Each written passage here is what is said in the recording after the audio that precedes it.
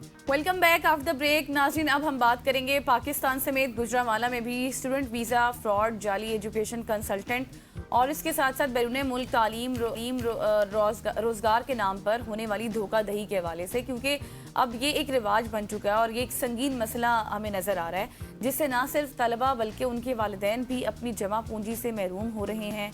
हाल ही में अगर हम बात करें, गुजरांवाला FIA ने 2 मुख्तलिफ कार्रवाइयों के दौरान मजमूई तौर पर 572 से ज़ायद पासपोर्ट्स बरामद किए हैं। इस हवाले से मजीद जानेंगे और समझेंगे कि FIA ऐसे नासिर के खिलाफ क्या कर रहे हैं, किस तरह से कोई सर्च आउट कर सकता है कि कोई वाकई ये सही है, इसके पास जाना चाहिए कंसल्टेंट, उनसे कंसल्ट करना चाहिए स्टडी के हवाले से, बाहर जाने के हवाले से।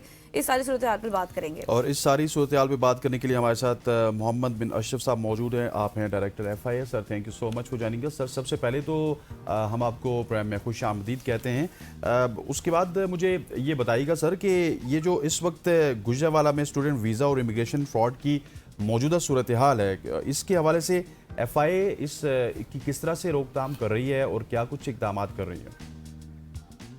जी, बहुत शुक्रिया।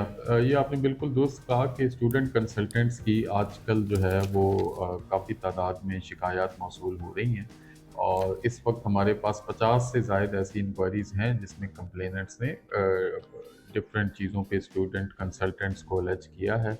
तो अगर किसी भी स्टूडेंट का कोई स्टूडेंट कंसल्टेंट से मुतल्लिका कोई इस तरह का इशू होता है तो हम उसे लीगली फ़ौरन डील करते हैं। इसके साथ-साथ अगर हमें ये पता चले कि कोई स्टूडेंट कंसल्टेंट गैर कानूनी काम कर रहा है, मसलन हमने बड़े-बड़े रेड्स किए, एक में 500 से ज़्यादा पासपोर्ट और दूसरे में 70-75 पासपोर्ट हमने उनसे रिकवर किए, तो उस पे हम खुद से भी एक्ट करते हैं। तो ये टू वे प्रोसेस है, हमारे पास कंप्लेनेंट्स भी आ सकते हैं और अगर खुद भी हमें इन्फो मिले तो हम खुद भी सही दे सही। अच्छा, चूंकि सर अब आप गुजरांवाला जोन से हैं, डायरेक्टर FIA, लेकिन अगर हम बात करें तो हर जगह ही अब ये चीज़ हो रही है, तो मुझे बताएं कि क्या FIA के पास कोई रजिस्टर्ड या फिर गैर रजिस्टर्ड एजुकेशन कंसल्टेंट्स की कोई फहरिस्त मौजूद है और आवाम कैसे तस्दीक कर सकती है कि वाकई ये बिल्कुल सही है? इस सिलसिले में पहले तो मैं ये कहूँ कि वेरी रिसेंटली इस्लामाबाद में मिनिस्ट्री इंटीरियर के लेवल पे एक काम हो रहा है और वो ये है कि इनको हम रेगुलराइज किया जाए और इनकी प्रॉपर SOPs बनाई जाएं जिसके तहत काम करें। अभी तो ये जो है सिर्फ वो SECP से रजिस्टर होकर और उसके बाद ये अपना काम शुरू कर देते हैं, लेकिन वो किस SOP के तहत काम करेंगे, किन कवायद के तहत काम करेंगे, वो अभी नॉन एग्जिस्टेंट थी। लेकिन उस चीज़ में ये हमारे नए DG साहब आने के बाद फ़ौरन काम शुरू किया गया और इंशाल्लाह नेक्स्ट मंथ में एक ऐसी SOP आ जाएगी जिससे पहली बार ये स्टूडेंट कंसल्टेंट्स का काम सारा रेगुलराइज होगा और एक कायदे अच्छा। कानून और एक SOP के तहत ही वो एक्ट कर सकेंगे। अच्छा सर, मुझे ये बताइएगा कि गुजरांवाला में जो एजुकेशन कंसल्टेंट्स के खिलाफ ज़्यादातर किस किस्म की शिकायत आती हैं और हालिया अरसे की बात की जाए तो उसमें कितने मुकदमात दर्ज हुए हैं और कितनी इंक्वायरीज हुई हैं? जी, इस वक्त हमारे पास 7 ऐसे केसेस हैं जिनमें FIR हो चुकी हैं और उनमें 13 के करीब मुल्ज़मान जो हैं वो अरेस्ट भी हो चुके हैं। ये जो ज़्यादातर शिकायत आती है वो यही है कि स्टूडेंट को पहले तो कुछ पैसे कंसल्टेंसी की मद में लिए, फिर उसकी किसी यूनिवर्सिटी में दाखिले का वादा किया, ना हुआ, फिर उसको दाखिले का दिखाया गया कि आपको ईमेल आ गई है और उसके बाद उससे दाखिला फ़ीस की मद में पैसे ले लिए गए और वो जमा ना कराए गए, या तो वो दाखिला जो ईमेल है वही जाली होती है या फिर अगर वो सही है तो फिर उसके बाद जो उनसे फ़ीस ली जाती है वो आगे जमा नहीं कराई जाती। इस तरह के जो हैं वो सबसे ज़्यादा प्रॉब्लम्स फेस करने में स्टूडेंट्स को आ रहे हैं जो हमारे पास सही। शिकायत अच्छा है। सर, मुझे ये अब चाहे गुजरांवाला हो बल्कि पूरे पाकिस्तान की अगर बात कर ली जाए, तो पाकिस्तान भर के उन नौजवानों को, उन वालिदैन को आप क्या मैसेज देना चाहेंगे जो अपनी जमा पूंजी सारी बेच कर अपने बच्चों को तालीम के लिए, रोज़गार के लिए बाहर भेजते हैं, बैरून मुल्क भेजते हैं, उनके मौके तलाश करते हैं कि अपनी जमा पूंजी इस तरह के फ्रॉडियों से किस तरह से महफूज रखें वो?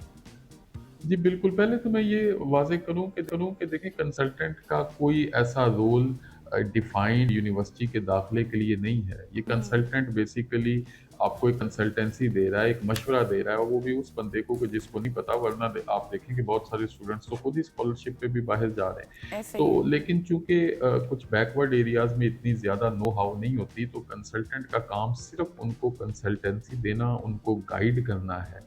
ये जो पासपोर्ट रख लेना या उनको किसी भी किस्म की यकीन दहानी कराना और उसके एवज उनसे पैसे लेना, ये इलीगल है। और इसी के रेगुलराइज करने के लिए, जैसा कि मैंने कहा, कि एक कानून भी आ रहा है।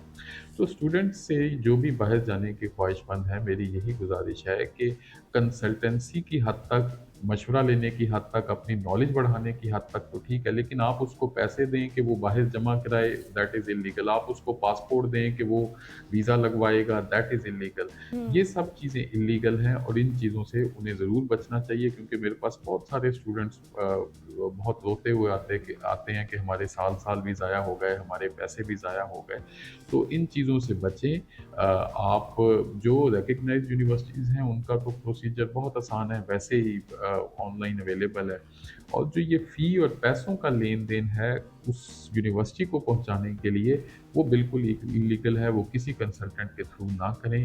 आप खुद अपनी फ़ीस ऑनलाइन जमा करवा सकते हैं, और जब भी आप कंसल्टेंट को देंगे, फिर उसके बाद ज़रूर बहुत सारे प्रॉब्लम्स फेस अच्छा करने पड़ेंगे। सर, लास्टली मुझे ये बताइएगा, गुजरांवाला समेत पूरे मुल्क की बात की जाए तो वहाँ पे हम देखते हैं कि गैर कानूनी टेक्निकल सेंटर्स कायम हैं, जहाँ पे कम तालीम याफ्ता लोगों को बाहर भेजने की वजह से या फिर उनको रोज़गार दिलाने के नाम पे, कुछ टेक्निकल स्किल्स सिखाने के नाम पे लाखों रुपए वो वसूल किए जाते हैं।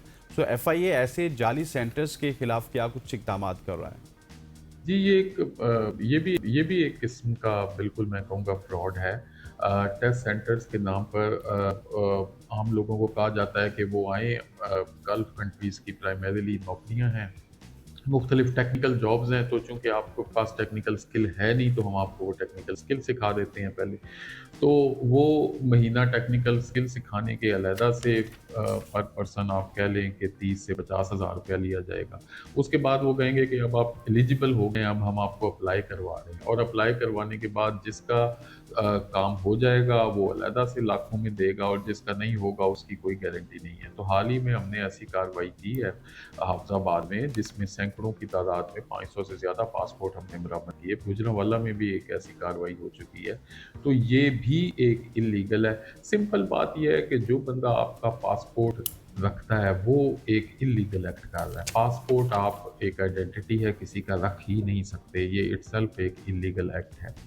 लोग जो ये समझते हैं कि इस तरह की कोई कोर्स जाली किस्म का करके तो उसके बाद हम चले जाएंगे बाहर, उनमें से जो फ्यू लोग जा रहे हैं वो भी फिर हम देख रहे हैं कि उनका किसी ओईपी से रजिस्टर्ड जो रिक्रूटमेंट एजेंसी है, किसी से उससे कांटेक्ट होता है, फिर उसके थ्रू वो लिमिटेड तादाद में कुछ लोग चले जाते हैं और बाकी ये समझते हैं कि हम भी चले जाएंगे, जबकि ये बड़े पैमाने पर फ्रॉड होता है और बहुत कम लोग इस तरह वो इस फ्रॉड को कैरी ऑन करने के लिए बाहर भिजवा भी रहे हैं। तो ये सारी चीज़ें अनअर्थ कर रहे हैं, अनलिंक कर रहे हैं, और इस सिलसिले में जैसा मैंने कहा कि बड़ी बड़ी कार्रवाइयाँ हो भी चुकी हैं।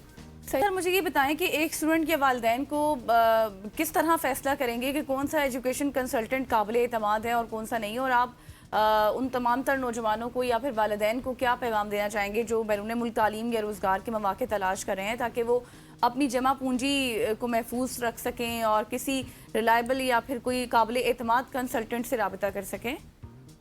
पहले तो आपने ये फैसला खुद करना है, क्योंकि देखें बहुत सारे केसेस में, बल्कि मेजॉरिटी ऑफ केसेस में स्टूडेंट या उनके वालिदैन को पता होता है। अभी आप बताएं रिसेंटली, और बहुत सारे ह्यूमन ट्रैफिकर्स जो हैं वो जब हमने दूसरे रास्ते बंद किए और बहुत ज़्यादा ऑपरेशंस कर रहे हैं, तो वो इसकी आड़ में भी अब ह्यूमन स्मगलिंग की कोशिश करते हैं। कुछ ऐसे कंट्रीज़ हैं जहाँ पे फॉर एग्जांपल साइप्रस में बंदा जो है वो इंग्लिश लैंग्वेज कोर्स करने जा रहा है, जबकि उसकी जो है मैट्रिक किए हुए भी उसको 5 साल गुजर चुके हैं, और इतना ज़्यादा गैप के बाद एक ऐसे कंट्री में लैंग्वेज कोर्स करने जाना ऑब्वियसली शकूक व शुबहात को जन्म देता है, और इस तरह की चीज़ों के हम ज़रूर प्रोफाइलिंग भी कर रहे हैं और इस पे एक्शन भी कर रहे हैं। इसी तरह बहुत सारे अननोन कंट्रीज़ हैं जो प्राइमरीली शायद इंग्लिश स्पीकिंग नहीं है, लेकिन वहाँ पे किस तरह लैंग्वेज कोर्स करने कोई जा रहा है। तो उसमें ऐसे भी मामलात सामने आए कि स्टूडेंट या उनके वालिदैन को पता भी होता है कि वहाँ जाकर ये इलीगल स्टे करेंगे, वहाँ से आगे यूरोप जाने की ट्राई करेंगे। तो सबसे पहले तो हमने अपने घर को खुद साफ करना है, हमने खुद ये देखना है कि हम ये जो काम करने जा रहे हैं ये इलीगल तो नहीं है। जो जेन्युइन स्टूडेंट्स हैं, वो जो जेन्युइन यूनिवर्सिटीज़ और जेन्युइन जगह पे तालीम के लिए जाना चाह रहे हैं, उनको ये मशवरा है कि वो फिर कम अज़ कम इन इलीगल एजेंट्स के हत्थे ना चढ़ें, और कभी भी अपना पासपोर्ट या पैसों का या फ़ी का लेन देन इनके ज़रिए ना करें, डायरेक्टली आप उससे डील करें।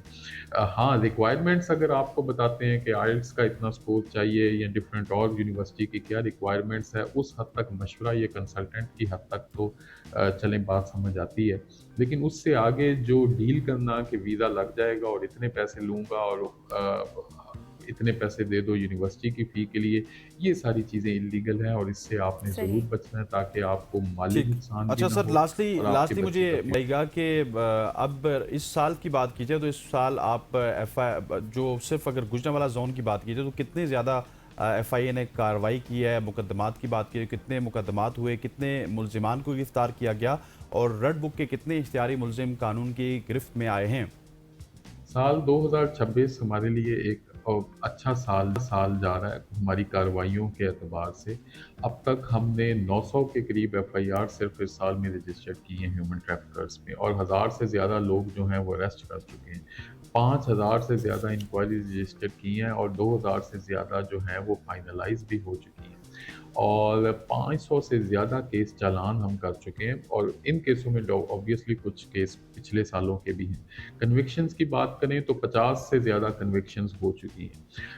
अब और जिनमें बहुत बड़ी मेजर कन्विक्शंस भी थी, 25-25 साल भी लोगों को सज़ाएं जो हैं ह्यूमन स्मगलिंग के केसेस में, कश्ती हादसे के केसेस में हो रही हैं। बड़े बड़े गैंग्स अनअर्थ कर रहे हैं। 6 मोस्ट वांटेड जो हमारे रेड बुक के ट्रैफिकर्स थे उनको अरेस्ट कर चुके हैं, और ऐसे भी 2 एजेंट्स हैं जिनके रेड वारंट्स जारी होने के बाद वो डिफरेंट कंट्रीज़ में अरेस्ट हो चुके हैं और वो बहुत जल्द पाकिस्तान वापस भी लाए जाएंगे। तो इन तमाम चीज़ों पे हम बहुत ही स्विफ्टली एक्ट कर रहे हैं, और इसी वजह से आपने देखा कि रिसेंटली इंटरनेशनल हमें रिकग्निशन भी मिली है। इस साल के शुरू में भी हमें ये जब हमारे इंटीरियर मिनिस्टर बाहर गए तो ये कहा गया कि अराउंड 50% जो है या 47% जो है हमारी जो इलीगल ह्यूमन स्मगलिंग है वो कम हुई है।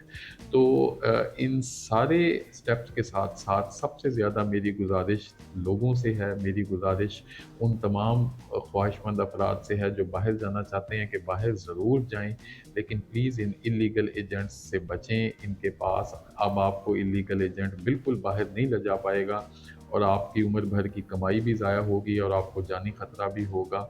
तो लोगों का जब तक ताउन नहीं होगा, 100% इसको हम तभी काबू पा सकते हैं जब लोग खुद भी इस इलीगल एक्ट से बचेंगे। सही ठीक। सही, thank you so much sir, आप हमारे साथ मौजूद थे और इन डिटेल हम डिस्कशन कर रहे थे कंसल्टेशन के हवाले से कि कौन सी बेहतर है कौन सी नहीं। वंस अगेन मोहम्मद बिन अशरफ साहब, आपका बहुत बहुत शुक्रिया। यहाँ पर लेंगे एक शॉर्ट सी ब्रेक, वापस आएंगे, हमारे साथ रहिएगा।